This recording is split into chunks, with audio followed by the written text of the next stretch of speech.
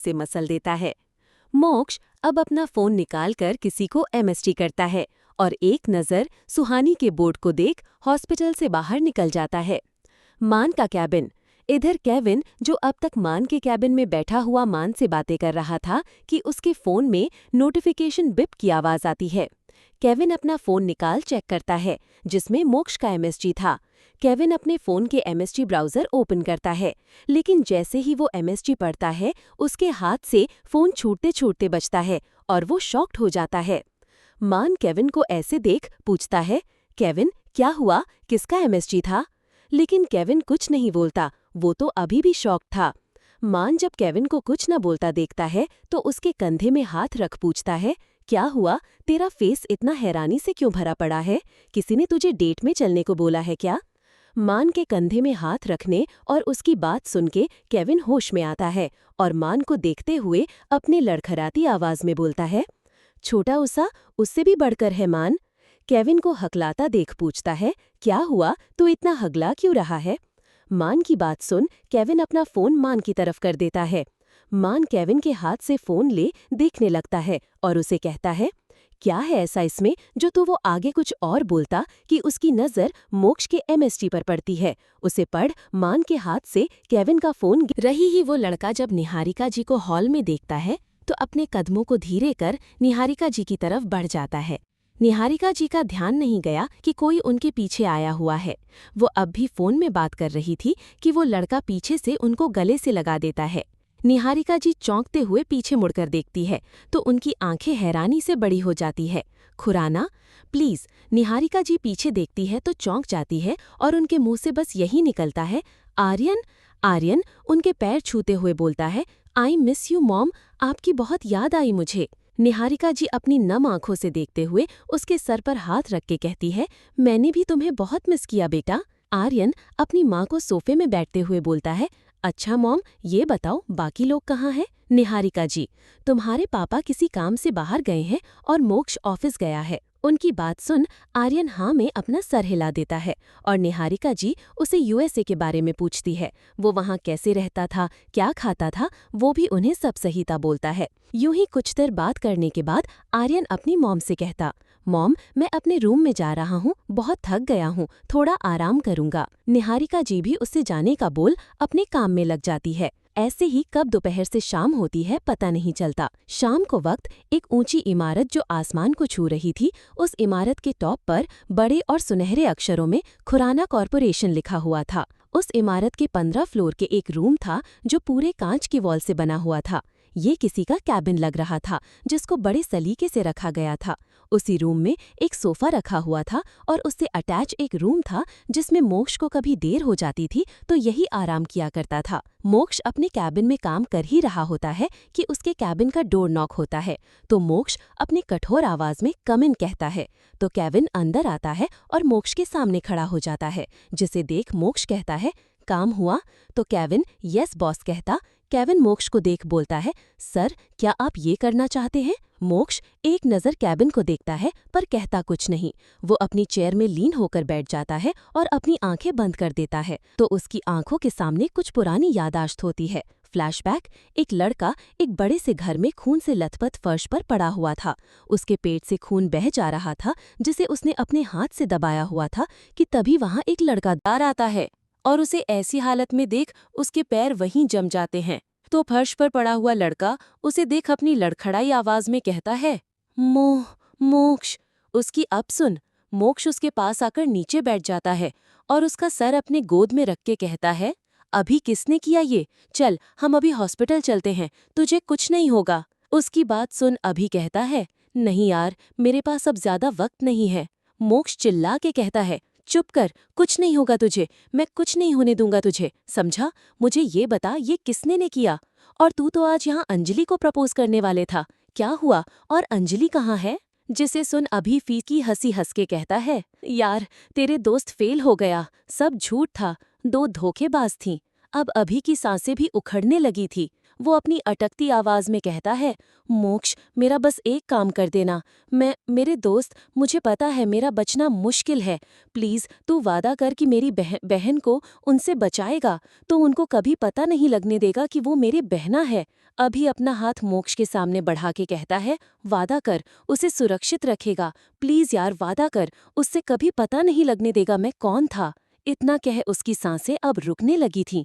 मोक्ष अभी के हाथ में हाथ रख कहता है, मैं वादा करता हूँ, उसे कुछ नहीं होने दूंगा, उसकी हिफाजत करूंगा, मरते दम तक, पर मैं तुझे कुछ नहीं होने दूंगा। हम अभी हॉस्पिटल चलेंगे, चल। तो मोक्ष उठने लगता है तो अभी उसका हाथ पकड़ लेता है और अपने जेब के पास से एक फोटो निकाल के, मैंने आज तक किसी को नहीं बताया कि मेरी एक बहन भी है, तेरे सिवा किसी को नहीं पता, उन दोनों को भी नहीं बताया है। उसे मैंने अपने से दूर रखा है ताकि कोई उसे मेरी कमजोरी बना के टारगेट ना करे। वह इसलिए सब सोचते हैं मेरा कोई नहीं है, ये मेरे बहन है, को इसका ख्याल।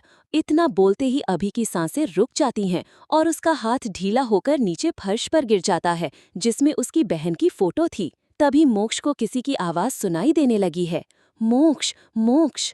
फ्लैशबैक एंड मोक्ष किसी के बोलने से अपने ख्यालों से बाहर आता है तो देखता है केविन कितनी देर से उसे आवाज लगा रहा होता है। जब वो मोक्ष के सवाल को सुनती है तो अपना सिर नीचे करे ही हिला देती है।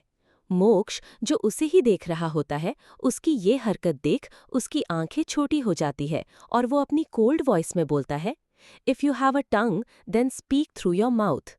उसकी बात सुन सुहानी अपना सिर ऊपर कर मोक्ष को देखती है जो उसे ही घूरे जा रहा था। सुहानी उसकी आंखों को देख डर से फिर से अपनी नजरें झुका लेती है और धीरे से कहती है, जी अब ठीक हूँ। इतना बोल फिर चुप हो जाती है। मोक्ष के कानों में जब उसकी मीठी आवाज पड़ती है, उसकी आंखें कुछ पल के लिए बंद हो जाती हैं। मोक्ष फिर अपनी आंखें खोल सुहानी को देखता है। मोक्ष कुछ देर चुप रहता है, फिर सुहानी को कुछ ऐसा कहता है जिससे उसकी आंखें हैरानी से बड़ी हो जाती है। मोक्ष के कानों में जब उसकी मीठी आवाज पड़ती है, उसकी आंखें कुछ पल के लिए बंद हो जाती हैं। मोक्ष फिर अपनी आंखें खोल सुहानी को देखता है। मोक्ष कुछ देर चुप रहता है, फिर सुहानी को कुछ ऐसा कहता है जिससे उसकी आंखें हैरानी से बड़ी हो जाती है। मोक्ष सुहानी को देख बिना भाव के कहता है, कल हमारी शादी है, तैयार रहना। सुहानी मोक्ष की बात सुन हैरान हो जाती है, अपने सिर उठाकर मोक्ष को देखने लगती है।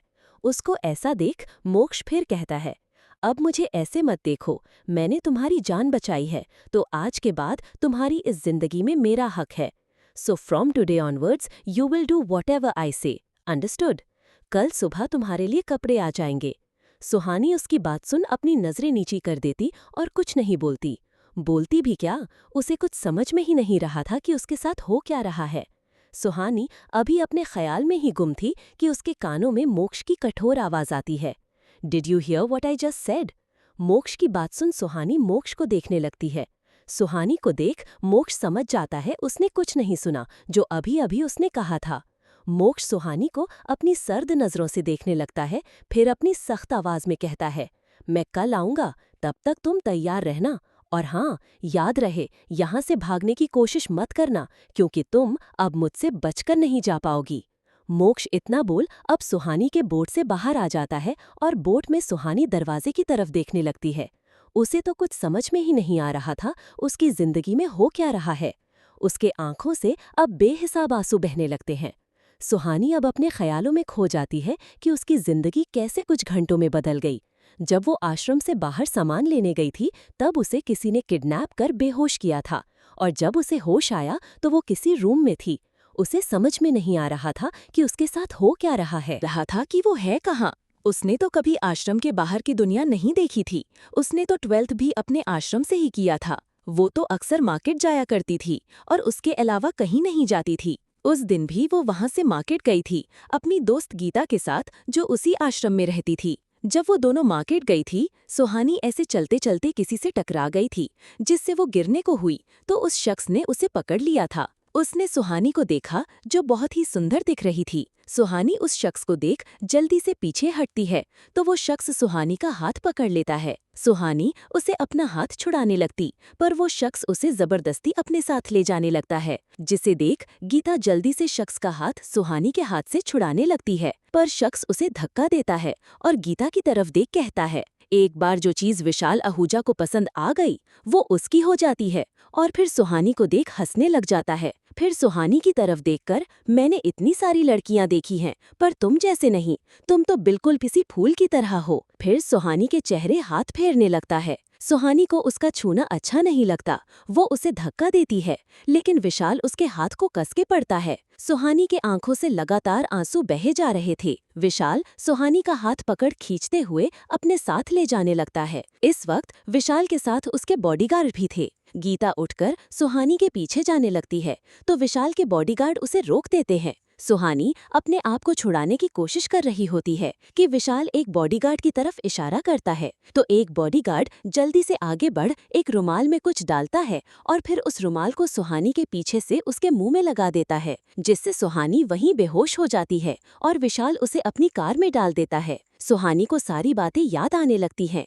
वो उस कमरे चारों तरफ देखने लगती, जो बहुत बड़ा कमरा था। बड़ा सा बेड, सोफा और एक कबर्ड था। वो ध्यान से उसे देखने लगते हैं। अभी वो देख ही रही होती कि विशाल अंदर आता है और उसे देखता है। विशाल आए दिन लड़कियों को ऐसे ही उठा के लाया करता था, फिर उनके साथ जबरदस्ती करके मार देता था, लेकिन आज उसका शिकार सुहानी बनी गई थी। वो कमरे में आकर सुहानी को देखता है और अपनी गंदी नजरों से उसे ऊपर से ले नीचे तक घूरने लगता है। सुहानी को उसका यूं देखना अच्छा नहीं लगता। वो अपनी डरी हुई आवाज में कहती है, भैया प्लीज मुझे जाने दीजिए। विशाल जब सुहानी के मुंह से भैया सुनता है तो उसका माथा ठनक जाता है। वो सुहानी के पास आओ उसके जबड़े को पकड़ते हुए कहता है, मैं तुम्हारा भाई नहीं हूँ, समझी? आज के बाद मुझे भाई मत बुलाना। विशाल उसको घरे जा रहा था, फिर उसको देख टेरी स्माइल देकर कहता, वैसे तुम बहुत नाजुक हो, बिल्कुल किसी कली की तरह, तुम्हारे साथ खेलने में मजा आएगा। फिर एक गंदी हंसी हंसने लगता है। सुहानी की आंखों से लगता आंसू बहे जा रहे थे। उसे बहुत डर लग रहा था। विशाल को देखकर उसे तो उसकी कोई भी बात समझ में नहीं आ रही थी, बस उससे तो डर लग रहा था। अब उससे डर लगना भी लाजमी था, क्योंकि वो थी भी तो 17 की और वो जिस जगह से थी वहाँ लड़कियों को समझाया जाता था कि लड़कों से दूर रहना है, क्योंकि वो कोई लड़के नहीं रहते थे। पहले कभी कोई भी लड़का जब भी सुहानी की खूबसूरती को देखता था तो उसके पास आने की कोशिश करता था, तो हमेशा गीता उस बचा लेती थी, लेकिन आज वो भी उसके साथ नहीं थी। सुहानी अपने हाथ जोड़ के दोबारा उससे रिक्वेस्ट करती है, भैया प्लीज मुझे घर जाना है, मुझे जाने दीजिए ना। लेकिन विशाल को फिर से सुहानी के मुंह से भैया सुन विशाल को गुस्सा आ जाता है और वो उसके गाल में एक जोरदार थप्पड़ जड़ देता है, जिससे सुहानी एक तरफ फर्श पर गिर जाती है और उसके होठों से खून आने लगता है और आंखों से लगता आंसू बहे जा रहे थे। विशाल सुहानी के बाल पकड़कर उसे ऊपर उठाता है। सुहानी को उसके ऐसे पकड़ने पर अपने बालों में दर्द होता है। वो विशाल से अपने बाल छुड़ाने की कोशिश करने लगती है। विशाल सुहानी को देख अपने दांत पीसकर कहता है, अब तक प्यार से बात कर रहा था, तुझे समझ में नहीं आया? रुक, अब तू खुद अपने आप को रोक नहीं पाएगी, खुद तो मेरे करीब आने को तड़पेगी। इतना कह वो उठकर एक साइड जाता है और ड्रॉ होल वहाँ से एक इंजेक्शन निकालता है। फिर सुहानी के पास आ उसके हाथ को पकड़ उसके बाह में उस इंजेक्शन को इंजेक्ट करता है, जिससे सुहानी के मुंह से एक आह निकल जाती है। कुछ ही देर में सुहानी को अपने शरीर में गर्मी का एहसास होने लगता है और वो अपनी लाल आंखों से विशाल को देखने लगती है। विशाल सुहानी को ऐसे देख गंदी हंसी हंसने लगता है। फिर सुहानी को पकड़कर बेड में लाता है और उसके ऊपर झुक जाता है। विशाल सुहानी के गले में किस करने लगता है। सुहानी नशे में होने के कारण भी उसे विशाल का छूना अच्छा नहीं लगता है और उसे खुद से दूर करने की कोशिश करती है, पर वो कर नहीं पाती। पहले तो वो इतनी नाजुक, दूसरा उस पर ड्रग्स का नशा भी हावी था। विशाल सुहानी के गले में किस और बाइट करने लगता है। वो जैसे ही सुहानी की कुर्ती को उतने के हाथ बढ़ाता है कि तभी उसका फोन रिंग करता है। पहले तो वो इग्नोर करता है, लेकिन फिर से उसका फोन बजता है। वह अपने फोन को घूरने लगता है। फिर सुहानी को देखता है जिसके आंखों से आंसू बेहिसाब बहे जा रहे। वह उसे इग्नोर करते हैं और अपना फोन उठाकर फोन रिसीव करता है। सुहानी जो उसे अपने ऊपर से उठता देखती है तो थोड़ा राहत की सांस लेती है, लेकिन उसे अपने शरीर में गर्मी लगने लगती है और आंखें भी बंद होने लगी थीं। लेकिन वो हिम्मत करके बेड से उठकर बैठ जाती है। फिर वह एक नजर विशाल को देखती है जो उसकी तरफ पीठ करके खड़ा था। सुहानी इधर उधर नजरें घुमा के देखती है तो उसे अपने बगल में टेबल लैंप रखा दिखाता है। सुहानी उसकी तरफ अपना हाथ बढ़ाती है और उसे उठा देती है। सुहानी अब बेड से उठकर विशाल की तरफ अपने कदम बढ़ाने लगती है। उससे चला भी नहीं जा रहा था क्योंकि उसे सब धुंधला दिख रहा था। सुहानी विशाल के पीछे पहुंच जाती है। जब विशाल को अपने पीछे किसी का होने का एहसास होता है तो वह पीछे मुड़ने लगता है। वह इससे पहले कुछ समझ पाता, सुहानी जोर से उसके सिर में उस टेबल लैंप को मारती है। उस लैंप के लगते ही विशाल नीचे गिर जाता है और सुहानी को देखने लगता है, जो अपनी आंखें खुली रखने की कोशिश कर रही थी। विशाल के सिर से खून निकलने लगता है। उसके सिर में उस लैंप के कांच के टुकड़े चुभ गया, जिससे उसके सिर से बहुत सारा खून निकलने लगता है। उसके सिर में उस लैंप के कांच के टुकड़े चुभ गया था, जिससे उसके सिर से बहुत सारा खून निकलने लगता है और वो वहीं बेहोश हो जाता है। सुहानी उसे बेहोश देख जल्दी से कमरे से बाहर की तरफ बहती है तो उसे पता चलता है कि वो किसी होटल में है। सुहानी ना आओ देखती ना ताऊ, सीधा अपने लड़खड़ाए कदमों से बाहर की तरफ भाग जाती है। हॉस्पिटल। सुहानी अपने ख्यालों में गुम, वो अपने ख्यालों से बाहर आती है और फूट फूट कर रोने लगती है। मोक्ष सुहानी के बोट से निकलकर बाहर आता है और अपने हाथों की मुट्ठी मजबूती से बंद कर अपनी आंखें बंद कर देता है। वो कुछ देर ऐसे ही खड़ा रहता है, फिर वहाँ से निकल जाता है। खुराना पैलेस। अब तक रात हो चुकी थी। निहारिका जी रात के खाने की तैयारी कर रही थी। आज वो खुद अपने हाथों से खाना बना रही थी, क्योंकि आज आर्यन पूरे 3 साल बाद घर आया था। निहारिका जी आज उसके और मोक्ष के पसंद का खाना बना रही। वो अभी किचन में खाना बना ही रही थी कि वहाँ किचन में आर्यन उन्हें पीछे से हक कर देता है और उनके गालों में किस कर पूछता है, मॉम खुशबू बड़ी अच्छी आ रही है, आज क्या बना रही हैं आप? तो निहारिका जी उसके गालों में हाथ रख प्यार से कहती है, आज सारा तुम्हारी और मोक्ष का पसंद का खाना बना रही बेटा। आज मेरे दोनों बेटों को मैं अपने हाथ से उनके पसंद का खाना खिलाऊंगी। आर्यन अपनी माँ की बात सुन मुस्कुरा जाता है और कहता है, वाह मॉम, आज तो मजा ही आ जाए फिर तो। आर्यन जल्दी से डाइनिंग टेबल में बैठ जाता है। कुछ देर बाद मोक्ष भी घर पहुंच जाता है और वो सीधे अपने रूम की तरफ बढ़ जाता है। कुछ ही देर में खाना भी तैयार हो गया था। निहारिका जी खाना टेबल पर लगा देती है तो सभी खाने के लिए आ जाते हैं। मोक्ष भी नीचे आ जाता है। आर्यन मोक्ष को देखता है तो उसे ग्रीट करता है। मोक्ष उसे देख अपनी सिर हिला देता है और अपनी रून वॉइस में कहता है, कल से तुम ऑफिस ज्वाइन कर रहे हो और तुम लंदन वाली डील तुम देखोगे। मोक्ष की बात सुन आर्यन अपना मुंह बना लेता है, फिर अपने पापा को देखता है तो उसके पापा मोक्ष को देख कहते हैं, मोक्ष अभी तो आया है, वह तो क्यों उसे अभी ऑफिस का वर्क देना चाहता है? तुमसे मैंने कल भी कहा था उसे कुछ दिन आराम करने दो। मोक्ष उनकी बात को इग्नोर कर कहता, मैंने एक बार कह दिया तो कह दिया। इतना बोल वो अपना खाना खाने लगता है। आर्यन मोक्ष को देखता है जिसका ध्यान अब खाने खाने में था। फिर वह कुछ सोच के मोक्ष से कहता है, भाई मुझे अभी मास्टर करना है और मैं अपनी मास्टर की डिग्री यहीं से करना चाहता हूँ। आर्यन मोक्ष को देख सीरियस होकर कहता है, भाई प्लीज, मुझे पेंटिंग्स का शौक है, आपको पता है मुझसे ये ऑफिस का काम नहीं होगा, मैं नहीं कर पाऊंगा। आप जानते हो ये ऑफिस को ही संभाल लो, मुझसे नहीं होगा प्लीज भाई। मोक्ष उसकी तरफ देखता है जिसका चेहरा इस वक्त बहुत सीरियस था। मोक्ष आर्यन को देखता है पर कहता कुछ नहीं और वापस अपना खाना खाने लगता है। आर्यन मोक्ष को देखता है जो बिना कुछ बोले अपने खाने को खा रहा था। आर्यन अपने पापा मम्मी को देखता है जो उसे पलके झपकाकर चुप रहने को बोलते हैं। इस बार निहारिका जी मोक्ष को देख कहती हैं, मोक्ष, आर्यन 3 सालों बाद यहाँ आया है मेरे पास। मैं नहीं चाहती कि अब वो मुझे कहीं दूर जाए, तुम उससे यहीं रहने दो, उसे अपनी पढ़ाई कंप्लीट करनी है।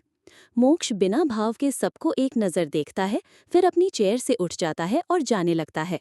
उसे जाता देख आर्यन का मुंह उतर जाता है, लेकिन तभी मोक्ष उसकी तरफ देख कहता है, तुम्हें जो भी करना है करो, लेकिन फालतू इधर उधर घूमते फिरते मत रहना और तुम्हारा पूरा फोकस अपनी पाई में होना चाहिए।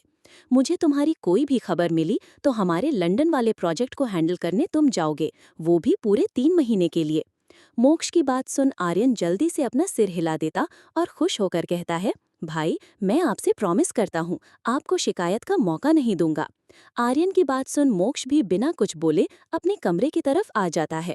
कुछ ही देर का सबका भी डिनर हो जाता है और सब अपने अपने कमरे की तरफ बढ़ जाते हैं। मोक्ष का कमरा। मोक्ष अपने कमरे में आकर सोफे में बैठ अपना लैपटॉप ओपन कर काम करने लगता है। वो अपने काम में इतना खो गया था कि उसे टाइम का पता भी नहीं चलता। कुछ देर में मोक्ष अपने फोन को देखता है जिसमें रात के 2 बजे बज चुके थे। मोक्ष अपना सिर उठाकर घड़ी में नजर डालता है, फिर वो अपना लैपटॉप बंद कर उठकर बेड में आंखें लेट जाता है। वो अपनी आंखें बंद कर देता है तो आंखें बंद होते ही उसे सुहानी का मासूम चेहरा देखने लगता। मोक्ष झटके से अपनी आंखें खोल देता है और उठकर बैठ जाता है और खुद से कहता है, मुझे उसके दर्द से फर्क क्यों पड़ता है। फिर अपनी गर्दन में हाथ फिराने लगता है। मोक्ष पास रखे ड्रॉ से सिगरेट का पैकेट निकालता है और उसे जला के सिगरेट के कस लेने लगता है।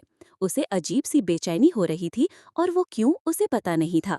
मोक्ष 4 सिगरेट खत्म कर चुका था, तब जाके उसे अब राहत मिलती है और वो वापस सोने लगता है। ऐसे ही पता नहीं किस पहर उसकी आंख लगती है। अगली सुबह मोक्ष की नींद उसके फोन कॉल से खुलती है। आज मोक्ष की नींद देर से खुली थी क्योंकि उसे कल नींद ही नहीं आई थी। जब आई भी थी तो सुबह के 4 बजे 4:30 बजे के आसपास आई होगी। वो अपने फोन को उठता है तो देखता है उसमें केविन का फोन था। मोक्ष फोन उठा, कान में लगाता है। दूसरी तरफ से केविन की आवाज आती है, सर आप कब तक आओगे? 9 बज गए हैं, मैं बाहर आपका वेट कर रहा हूँ। केविन की बात सुन मोक्ष घड़ी की तरफ नजर घूमता है तो उसमें सच में 9 बज चुके थे। मोक्ष बस कमिंग कहकर कॉल कट कर देता है। वो बेड से उठकर सीधा वॉशरूम आता है। आज उससे जिम जाने का टाइम नहीं था, इसलिए वो सीधा शावर लेकर बाहर आता है। फिर क्लोजेट रूम में जा कपड़े चेंज कर बाहर आता है। आज मोक्ष ने नेवी ब्लू कॉलर का 3 पीस सूट पहना हुआ था। वो जल्दी से अपनी वॉच उठा के रूम से बाहर आ जाता है। मोक्ष पहले से बाहर आता है तो देखता केविन कार के सामने उसी का वेट कर रहा था। केविन मोक्ष को बाहर आता देख कार बैक सीट का डोर ओपन करता है। मोक्ष कार में बैठ जाता है तो केविन भी जल्दी से ड्राइविंग सीट में बैठ जाता है। मोक्ष हमेशा जब कहीं भी जाता था तो केविन उसके साथ जाता था, क्योंकि केविन उसका असिस्टेंट के साथ उसका पर्सनल बॉडीगार्ड भी था। वो मोक्ष के साथ तब से था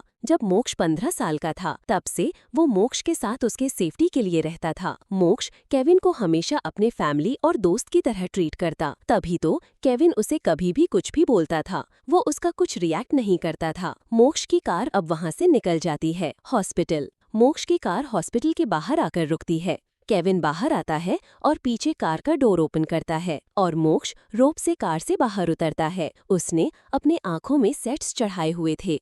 वो अपने लंबे लंबे कदमों से हॉस्पिटल के अंदर आता है तो केविन भी उसके पीछे आता है। मोक्ष सुहानी के वार्ड की तरफ आ जाता है। वो सुहानी के वार्ड के बाहर पहुंचकर डोर ओपन करता है। उसकी नज़र सीधा बेड पर पड़ती है तो उसकी आंखें डार्क हो जाती है, क्योंकि बेड खाली था। सुहानी बेड पर नहीं थी। वो अपने हाथों की मुट्ठियां कस लेता है। मोक्ष वार्ड से बाहर की तरफ अपने कदम बढ़ाता कि उससे पहले ही वॉशरूम से तैयार होकर सुहानी निकलती है, क्योंकि उसे कल मोक्ष ने पहले ही कहा था कि वो तैयार होकर रहे, इसलिए वो फ्रेश होकर तैयार होने गई थी। मोक्ष उसे देख अपनी जगह में फ्रिज हो जाता है। सुहानी ने अभी पिंक कॉलर का लहंगा पहना हुआ था जो बहुत ही सुंदर देख रहा था और बहुत ही हैवी भी था, जिसे संभालना सुहानी को जरा मुश्किल लग रहा था। वो उसे संभालते हुए ही आ रही थी। मोक्ष सुहानी ने ही खोया हुआ था, जिसने कोई भी मेकअप नहीं किया हुआ था, फिर भी वो भला की खूबसूरत लग रही थी। उसने एक साइड लहंगे का दुपट्टा लगाया हुआ था जिसे वो बार बार संभाले जा रही थी, क्योंकि वो उसके कंधे से नीचे गिरे जा रहा था। वो उसे ऊपर करती, वो हर बार नीचे गिर जाता। मोक्ष उसके चेहरे में परेशानी को साफ साफ देख पा रहा था। उसे सुहानी का वो मासूम चेहरा बहुत क्यूट लगता है। मोक्ष उसी में खोया था कि उसे कुछ याद आता है। उसकी आंखें सख्त हो जाती हैं और वो पलट के पीछे देखता है तो पता है केविन भी सुहानी को अपलक घूरे जा रहा था। मोक्ष को केविन का सुहानी को यूं देखना अच्छा नहीं लगता। वो अपने हाथों की मुट्ठी कस के बंद कर देता है। भले ही वो जानता था केविन की नज़र खराब नहीं थी, लेकिन फिर भी उसे अच्छा नहीं लग रहा था। केविन को जब अपने ऊपर किसी की घूरती नज़रों की तपिश महसूस होती है, वो अपनी नज़र सुहानी से हटा के मोक्ष को देखता है तो उसकी नज़रों को देख केविन एक पल के लिए घबरा जाता है। मोक्ष अपने दांत पीसते हुए बस एक ही शब्द बोलता है, आउट। मोक्ष की वो गुस्से वाली आवाज सुन केविन उसे अपनी अजीब नजरों से देखने लगता है, लेकिन मोक्ष उसे अब भी घूरे जा रहा था। केविन मोक्ष को देख अपना मुंह बिगाड़ कर रूम से बाहर चला जाता है। केविन के जाने के बाद मोक्ष डोर जोर से बंद कर देता है। केविन डोर की तरफ देख मुंह बनाकर ओवर पसेसिव मैन कहकर मान के केविन की तरफ बढ़ जाता है। वार्ड में सुहानी डोर की आवाज सुन डोर की तरफ देखती है तो उसे मोक्ष देखता। मोक्ष को देख सुहानी जल्दी से अपने नजरें नीचे कर देती है। मोक्ष सुहानी को देख उसकी तरफ बढ़ जाता है। सुहानी मोक्ष को अपनी तरफ आता देख अपने लहंगे को कसकर पकड़ लेती। मोक्ष उसकी हर हरकत को नोटिस कर रहा था। वो सुहानी के पास आकर खड़ा हो जाता है। मोक्ष सुहानी को देख क्या हुआ? सुहानी कुछ नहीं कहती तो मोक्ष सुहानी के चिन पकड़कर कहता है, लुक एट मी रैबिट। सुहानी अपनी डरी हुई नजरों से मोक्ष को देखने लगती है। मोक्ष सुहानी को देख कहता है, क्या हुआ? परेशान क्यों दिख रही हो? सुहानी उसकी बात सुन हैरान नजरों से उसे देखने लगती है। वो तो यही सोच रही थी, आज तक किसी ने उसकी परेशानियों को समझा ही नहीं था। वो जब आश्रम में भी रहती थी, वहाँ गीता के अलावा कोई उसे नहीं समझ पाता था। मोक्ष सुहानी को ऐसे खोया देख कहता है, क्या हुआ? कहाँ खो गई सुहानी? नाम में अपना सिर हिला देती है। मोक्ष सुहानी के दुपट्टे को देखता है, जो बार बार नीचे गिरे जा रहा था। मोक्ष अपना हाथ उसकी तरफ बढ़ाता है तो सुहानी डर से पीछे हो जाती है। मोक्ष सुहानी को डरता देख कहता है, रिलैक्स रैबिट, कुछ नहीं करेगा मैं। सुहानी उसे देखने लगती है। मोक्ष सुहानी की आंखों में देखता है और उसे शांत रहने का कहता है। सुहानी भी थोड़ा शांत हो जाती है। मोक्ष अब सुहानी के दुपट्टे को देखता है और उसे ठीक करने लगता है। सुहानी भी बस उसे देखे जा रही थी। सुहानी मोक्ष को देखे जा रही थी। मोक्ष सुहानी का दुपट्टा लगते हुए ही कहता है, क्या हुआ? कुछ कहना है क्या? सुहानी हड़बड़ा जाती है और इधर-उधर देखने लगती है। मोक्ष अब सुहानी को देखने लगता है और कहता है, क्या हुआ? कुछ बोलना है तो बोलो। सुहानी हाँ, फिर नाम में अपना सिर हिला देती है। मोक्ष सुहानी की ऐसी हरकत देख फेरों के लिए बोलते हैं तो मोक्ष सुहानी का हाथ पकड़कर उसे खड़ा करता है और फेरे लेने लगता है। पहले 4 फेरों में मोक्ष आगे चलता है और बाकी के 3 फेरों में सुहानी आगे चलती है। 7 फेरे होने के बाद वो दोनों वापस अपनी जगह में बैठ जाते हैं। पंडित जी मोक्ष की तरफ सिंदूर बढ़ाकर वधू की मांग में सिंदूर भरने का बोलते हैं, तो मोक्ष सिंदूर लेकर सुहानी के मांग में सजा देता है। सिंदूर भरते वक्त थोड़ा सिंदूर सुहानी के नाक पर भी गिर जाता है। पंडित जी मुस्कुराकर सुहानी को देख कहते हैं, बेटा, तुम्हारा पति तुमसे बहुत प्यार करेगा। सुहानी उनकी बात सुन पंडित जी को देखने लगती है तो पंडित जी उन्हें उसके नाक में गिरे सिंदूर की तरफ इशारा करते हुए कहते हैं, बेटा, तुम्हारी मांग में भरा हुआ सिंदूर हल्का तुम्हारी नाक में भी गिर गया है, जिसका साफ मतलब है तुम्हारा पति तुमसे बहुत प्यार करेगा, इतना कि सबकी बुरी नजरों से बचा के रखेगा। तुम्हारा हस्बैंड तुम्हारा सेवियर बनेगा। पंडित जी की बात सुन सुहानी मोक्ष की तरफ देखने लगती है। मान केविन भी पंडित जी की बात सुन रहे होते हैं, वो भी मोक्ष को देखने लगते हैं। मोक्ष पंडित जी की तरफ घूर के देखता है तो पंडित जी घबरा जाते हैं और डरते हुए मोक्ष को मंगलसूत्र पहना बनाने को बोलते हैं। तो मोक्ष केविन की तरफ देखता है। केविन जल्दी से एक बॉक्स निकाल मोक्ष को देता है। मोक्ष उसे खोल उसमें से मंगलसूत्र निकलता है, जिसमें बड़े यूनिक तरीके से एम्स लिखा हुआ था। ये मंगलसूत्र विद पेंडेंट था, जिसे मोक्ष के कहने पर ही केविन ने रातों रात बनवाया था। मंगलसूत्र पहनाने के बाद पंडित जी शादी संपन्न हुई कहते हैं। मोक्ष सुहानी की तरफ देखता है, जो अपनी जगह में बैठी हुई हवन कुंड को देख रही थी। मोक्ष अब सुहानी का हाथ पकड़कर उसे खड़ा करता है। सुहानी की आंखें इस वक्त हल्की नम थी। मोक्ष सुहानी को देख उसे शिव पार्वती के सामने खड़ा करता है। वो दोनों वहाँ हाथ जोड़ बाहर आ जाते हैं। मोक्ष सुहानी को देखता है, जिसकी नजरें झुकी हुई थीं और आंखों में आंसू थे। मोक्ष सुहानी को ऐसे देख अपनी मुट्ठियां कस लेता है। मोक्ष को सुहानी के आंसू अच्छे नहीं लग रहे थे। मोक्ष अपनी आंखें बंद करता है। 2 मिनट बाद मोक्ष अपनी आंखें खोल सुहानी के पास आओ उसे कंधे से पकड़ अपनी तरफ करके पूछता है, रैबिट, क्या हुआ? रो क्यों रही हो? कुछ हुआ है? सुहानी मोक्ष के ऐसे पूछने पर सुहानी अब और जोर से रोने लगती है। मोक्ष उसको ऐसे रोता देख उसे बेचैनी होने लगती है। वो सुहानी को खींच के अपने सीने से लगा देता है। मान केविन भी सुहानी को ऐसा रोता देख थोड़ा परेशान होने लगते हैं। मोक्ष सुहानी के बालों में हाथ फेरने लगता है। मोक्ष सुहानी को प्यार से पूछता है, बच्चा, क्या हुआ? फिर उसको अपने से थोड़ा दूर करते हुए बोलता है, बच्चा, लुक एट मी। सुहानी मोक्ष को अपनी भीगी पलकों से देखने लगती है। मोक्ष सुहानी के आंसू पोंछते हुए पूछता है, बच्चा, अब तुम हमें बताओगी नहीं? तुम रो क्यों रही हो? तो हमें कैसे पता चलेगा? शिव मंदिर। सुहानी मोक्ष को अपनी भीगी पलकों से देखने लगती है। मोक्ष सुहानी के आंसू पोंछते हुए पूछता है, बच्चा, अब तुम हमें बताओगी नहीं? तुम रो क्यों रही हो?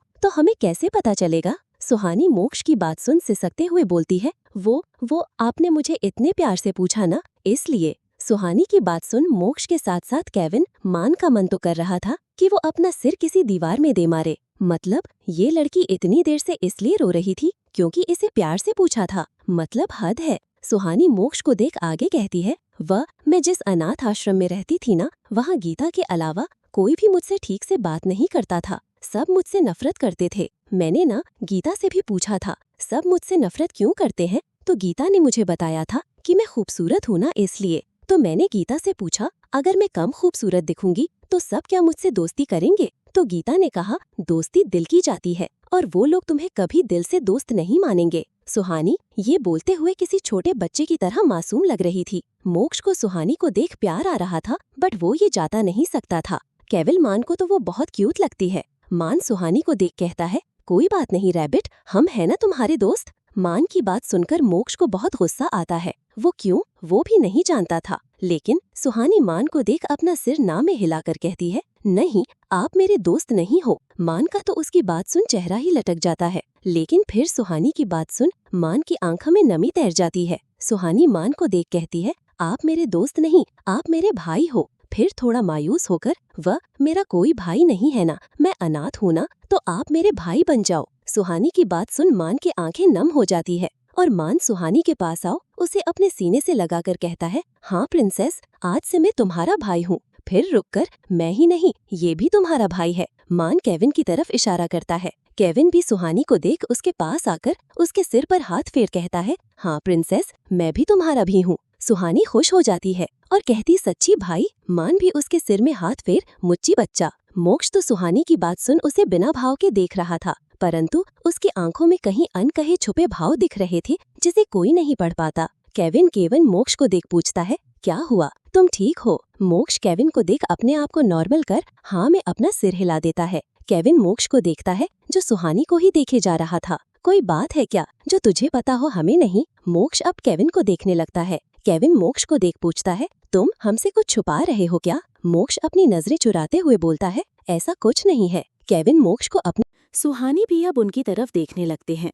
मान केविन से पूछता है, क्या हुआ विन, तुम मोक्ष को ऐसे क्यों कह रहे हो? मोक्ष अब केविन की तरफ देख अपनी रूट वॉइस में कहता है, तुम भूल रहे हो तुम किससे बात कर रहे हो? असिस्टेंट हो, असिस्टेंट बन के रहो। मैंने तुम्हें कुछ नहीं बोलता, इसका मतलब ये नहीं कि तुम मुझसे सवाल पूछ सको, समझे? मोक्ष सुहानी का हाथ पकड़कर कार की तरफ ले जाता है।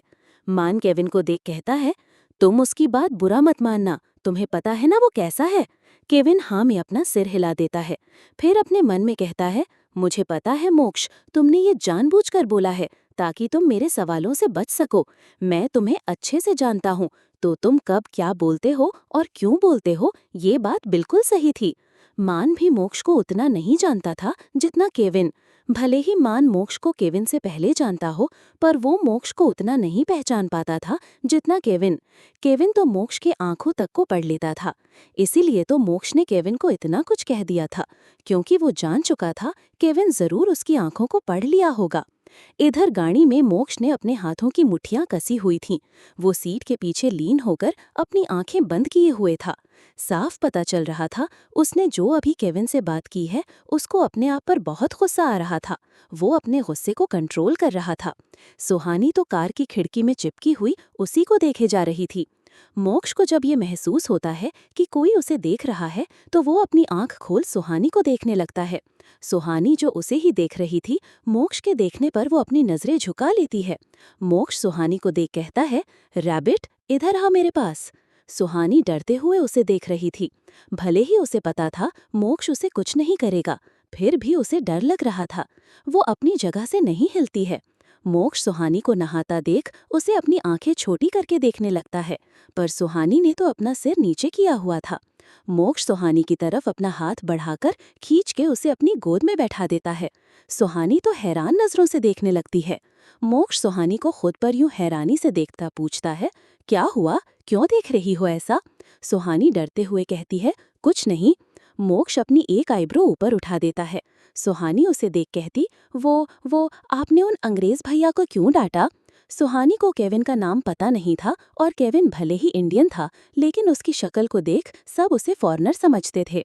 मोक्ष सुहानी की बात सुन मुस्कुराने लगता है। वो सुहानी के चिक्स को खींचते हुए कहता है, वो अंग्रेज नहीं है, उसका नाम केविन है।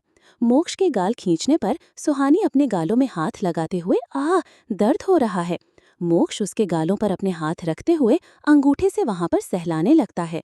सुहानी मोक्ष को देख अपने होठों का पाउट बनाकर कहती, सुनिए ना, आपने उन भाई को डांटा तो क्या अब वो आपसे नाराज होंगे? जब गीता भी मुझसे नाराज होती थी तो वो मुझसे पूरे 1 दिन तक बात नहीं करती थी, तो क्या भाई भी आपसे 1 दिन तक बात नहीं करेंगे?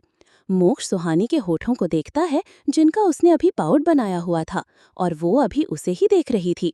मोक्ष सुहानी को ऐसे देख उसे अजीब सी फीलिंग का एहसास होने लगता है। वो सुहानी को अपने सीने से चिपकते हुए कहता है, जहाँ दोस्तों के बीच में प्यार होता है ना रैबिट, वहाँ नाराज होना लाजमी है। और तुम चिंता मत करो, वो भी मुझसे ज्यादा देर नाराज नहीं रह सकता। जैसे तुम्हारी दोस्त गीता तुमसे अगले दिन बात कर देती थी ना, वो भी कर देगा। सुहानी उसकी बात सुन उसके सीने से अपना सिर बाहर निकालकर उसे टुकुर टुकुर देखने लगती है। मोक्ष उसे ऐसा देखता देख उसे वापस अपने सीने से लगाकर उसके बालों में हाथ फेरने लगता है। उसे सुहानी का ऐसा देखना अपने अंदर अलग सी बेचैनी होने लगती है, और ऐसा क्यों था उसे जानकर भी अनजान बन रहा था। मान केविन भी कार में आ जाते हैं। मोक्ष एक नज़र केविन को देखता है, केविन भी मोक्ष को देखता है, लेकिन फिर अपनी नजरें फेर लेता है और ड्राइविंग सीट में बैठ जाता है। वो बिना मोक्ष को देखे कहता है, बॉस कहाँ जाना? केविन के ऐसे कहने पर मोक्ष अपने हाथों की मुट्ठियां कस देता है, क्योंकि केविन हमेशा ऑफिस के बाहर उसे मोक्ष कहकर ही बुलाता था और हमेशा उसकी आंखों में देखकर बात करता था। लेकिन आज केविन उसको बिना देखे बात कर रहा था, वो भी बॉस कहकर। मान भी उन दोनों को एक नज़र देखता है, उसे पता था वो दोनों एक दूसरे से अभी नाराज हैं, लेकिन एक दूसरे के बिना रह भी नहीं सकते, इसीलिए वो भी अभी कुछ न कहना ही बेहतर समझता है। मोक्ष बस एक ही शब्द बोलता है, पैलेस। मोक्ष की बात सुन केविन एक नज़र रियल व्यू मिरर से पीछे देखता तो मोक्ष अब सीट से पीछे टिककर अपनी आंखें बंद किए हुए था। उसकी गोद में सुहानी अपना सिर बाहर निकाले केविन को टुकुर टुकुर देख रही थी। केविन सुहानी को देख एक छोटी सी स्माइल करता है। तभी मोक्ष की आवाज उसके कानों में पड़ती है, रैबिट सो जाओ थोड़ी देर। मोक्ष की बात सुन सुहानी वापस अपना सिर उसके सीने में छुपा लेती है। मोक्ष भी उसके बालों को सहलाने लगता है। केविन दोनों को ऐसे साथ देख हल्की सी स्माइल कर अब कार स्टार्ट कर वहां से निकल जाता है। मोक्ष अपनी आंख खोल केविन को एक नजर देखता है और वापस अपनी आंखें बंद कर देता है। अब भाई दोनों दोस्त थे, एक दूसरे को अच्छे से समझते थे, चाहे वो लड़े झगड़े, पर अपने दोस्त को खुशी देख वो भी कैसी खुश न हुए। करीब 1 घंटे के सफर के बाद उनकी कार खुराना पैलेस के बाहर आकर रुकती है। मान को हॉस्पिटल में कुछ अर्जेंट केस आ गया था, इसलिए वो रास्ते से ही हॉस्पिटल के लिए निकल गया था। केविन कार से उतरकर पीछे का दरवाजा खोलता है। मोक्ष अपनी गोद में छुपी उस खरगोश को देखता है जो किसी छोटे बच्चे की तरह मोक्ष की शर्ट को अपने छोटे छोटे हाथों की मुट्ठी में कस के पकड़े हुए सोई हुई थी। मोक्ष के फेस में एक छोटी सी स्माइल आ जाती है। वो कार से बाहर आता है और अपने कदम पैलेस की तरफ बढ़ा देता है। दरवाजे के बाहर मोक्ष की गोद में सुहानी थी तो केविन दूर बेल बजाता है। अंदर सभी लोग हॉल में बैठे डोरबेल की आवाज सुन निहारिका जी दरवाजे की तरफ जाती है और दरवाजा खोलती है। जैसे ही निहारिका जी दरवाजा खोलती हैं, उनकी आंखें हैरानी से बड़ी बड़ी हो जाती हैं। राज जी निहारिका को ऐसे दरवाजे पर खड़ा देख पूछते हैं, नेहा निहारिका जी का निकनेम क्या हुआ, कौन आया हुआ है? निहारिका जी राज जी की आवाज सुन होश में आकर उनकी तरफ देखती हैं और कहती है, मोक्ष। तो राज जी अपनी जगह से खड़े होकर उनकी तरफ जाते हुए बोलते हैं, तो क्या हुआ, अंदर आने दो उन्हें। वो अभी इतना ही बोले थे कि उनकी नजर भी मोक्ष पर जाती है। फिर उसकी गोद में किसी लड़की को देख वो चौंकते हुए बोले, मोक्ष ये तुम्हारी गोद में ये लड़की कौन है, और वो भी शादी के जोड़े में। राज जी की आवाज सुन सुहानी की नींद खुल जाती है और वो अपने चेहरे को मोक्ष के सीने में रफ करके अपना सिर बाहर निकाल मोक्ष को देखती है। मोक्ष उसकी हरकत देख उसे ही देखता रहता है। सुहानी अभी किसी छोटे बच्चे की तरह लग रही थी। निहारिका जी तो सुहानी को देखे जा रही थी, उनको वो बहुत मासूम दिख रही थी। राज जी मोक्ष को देख फिर से पूछते हैं, मोक्ष मैंने कुछ पूछा तुमसे, ये कौन है, किसकी बीवी भगा के लाए हो तुम? उनकी बात सुन सुहानी की नजर अब उन पर जाती है। वो सब अब उसे देखने लगते हैं। सबको ऐसा खुर्दा देख सुहानी डर से फिर से मोक्ष के सीने में अपना सिर छुपा लेती है। मोक्ष तो राज जी की बात सुन उसकी आंखें छोटी हो जाती हैं। केविन सबको देख कहता है, मॉम डैड रिलैक्स, ये आपकी बहू है, मोक्ष की little wife rabbit I mean Suhani. Moksh Khurana. Kevin की बात सुन सब शॉक्ड हो जाते हैं और मोक्ष को आंखें फाड़े देखने लग जाते हैं। जैसे पूछ रहे हों, क्या ये जो बोल रहा है सही बोल रहा है? मोक्ष कुछ कहता कि पीछे से आवाज आती है, किसी की बीवी आई है, मुझे भी बताओ। आर्यन पीछे से अपनी आंखों में चमक लिए बोलता है, केविन एरियन को देख। छोटे, तू कब आया? आर्यन केविन को देख भाग के उसके ऊपर कूद जाता है और कस केविन को गले लगा लेता है। दरअसल केविन खुराना पैलेस में ही रहता है। क्योंकि केविन अनाथ था तो मोक्ष ही उसे यहाँ ले आया था। निहारिका जी और राज जी ने उसे अपने बच्चे की तरह रखा था और उन्होंने ही उसे आर्यन और मोक्ष की तरह उनको मॉम डैड कहने को कहा था। केविन को तो मॉम डैड का प्यार कभी मिला ही नहीं था। जब राज निहारिका जी ने उन्हें मॉम डैड कहने को कहा तो उसे तो पहले यकीन ही नहीं हुआ कि उसे भी मॉम डैड मिल सकते हैं। उसने मोक्ष की तरफ देखा तो मोक्ष ने उसे पलकें झपका दी, जिसे देख केविन झट से उनके गले लग जाता है। उसे तो खुशी हो रही थी कि अब उसकी भी फैमिली है। केविन आर्यन के साथ हमेशा एक भाई और दोस्त की तरह रहता था। वो इतना अटैच मोक्ष से नहीं था जितना केविन से था। केविन भी आर्यन को पकड़ते हुए बोला, छोटे, अब तुम बच्चे नहीं रहे जो ऐसे मेरे गोद में कूद रहे हो। केविन की बात सुन आर्यन अपने सिर को उसके कंधे से बाहर निकालता है तो केविन आर्यन को देख हैरान हो जाता है, क्योंकि आर्यन की आंखों में आंसू थे। केविन आर्यन के आंसू देख थोड़ा परेशान होकर बोला, क्या हुआ छोटे, तुम रो क्यों रहे हो? किसी ने कुछ कहा क्या? केविन एरियन के आंसू नहीं देख सकता था। यूं कह सकते हैं, जब भी आर्यन को मोक्ष से डांट पड़ती थी तो वो हमेशा केविन के पीछे छिप जाया करता था, क्योंकि उसे पता रहता था केविन उसे